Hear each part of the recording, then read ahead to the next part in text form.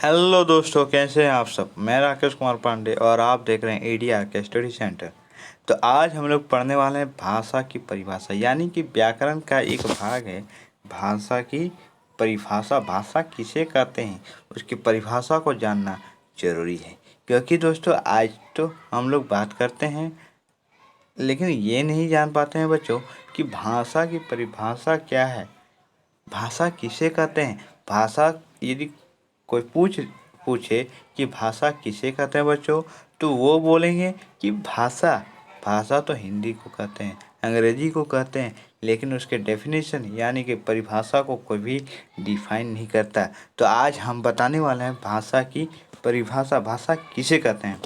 तो भाषा वह साधन है जिसके द्वारा मनुष्य बोलकर, सुनकर, लिखकर व पढ़कर अपने मन के भावों या विचारों का आदान प्रदान करता है दोस्तों या बच्चों, उसे ही भाषा कहते हैं। तो दूसरे शब्दों में यदि हम जानें कि भाषा किसे कहते हैं, तो जिसके द्वारा हम अपने भावों को लिखित अथवा कथित रूप से दूसरों को समझा सकें और दूसरों के भावों को समझ सकें, उसे भाषा कहते हैं।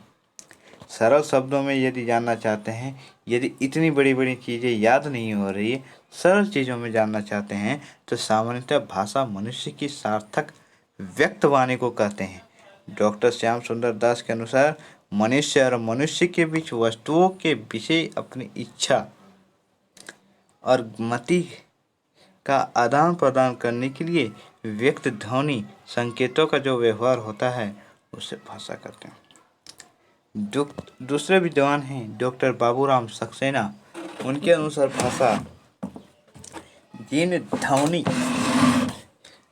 ध्वनि चिन्हों द्वारा मनुष्य परस्पर विचार विनिमय करता है उसको समाशिष्ट रूप से भाषा कहते हैं। भाषा कितने रूप होते हैं।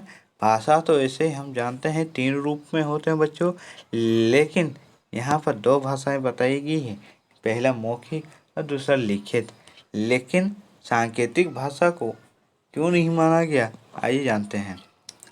लेकिन सांकेतिक भाषा किसे कहते हैं वो भी जानते हैं, और क्यों नहीं माना गया भाषा के तीसरे रूप में वो भी जानते हैं। कई बार हम चौराहे पर लाल बत्ती जलने पर रुक जाते हैं, अध्यापक के मुंह पर उंगली रखने पर बच्चे शांत हो जाते हैं, हाथ के संकेत से हम किसी परिचित को आने या जाने का संकेत कर सकते हैं।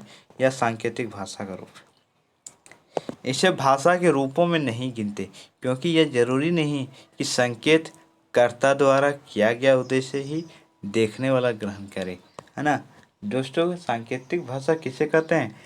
कहीं लाल बत्ती बढ़ जाए चौराहे पर, तो हम लोग जानते हैं कि यहाँ पर रुकना है तो रुक जाना है। अध्यापक मुंह पर उंगली रखते ही सभी बच्चे शांत हो जाते हैं, जैसे आप लोग शांत हो जाते हो। मेरी वाणी को सुनकर अभी आप शांतिपूर्वक सुन रहे हो, इसे ही सांकेतिक भाषा कहते हैं, है ना। लेकिन इसको रखा क्यों नहीं गया, इसे भाषा के रूपों में नहीं गिनते, क्योंकि ये जरूरी नहीं कि संकेत कर्ता द्वारा किया गया उद्देश्य ही देखने वाला ग्रहण करे। यानी कि जो कर्ता कर रहा है, जो काम कर रहा है, वो दूसरा आदमी देखेगा ही, उसको ग्रहण करेगा ही। बहुत से लोग हैं कि जो समझ नहीं पाते सांकेतिक भाषा को, तो इसलिए इसको भाषा के रूप में नहीं माना जाता। भारत की 22 भाषाएं, प्रमुख भाषाएं संविधान में प्रदान की गई हैं। कौन कौन से बच्चों।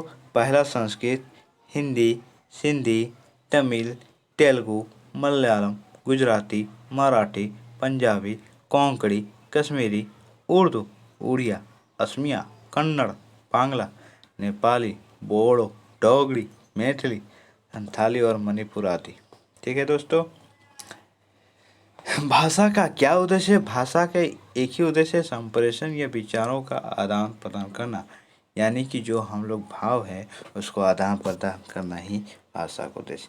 ठीक है बच्चों, इसके अगले सेशन में हम लोग पढ़ेंगे भाषा के उपयोग, भाषा की प्रकृति, भाषा और लिपि, हिंदी में लिपि चिन्ह, देवनागरी लिपि, हिंदी भाषा का विकास। तो ठीक है बच्चों, आज के लिए इतना ही।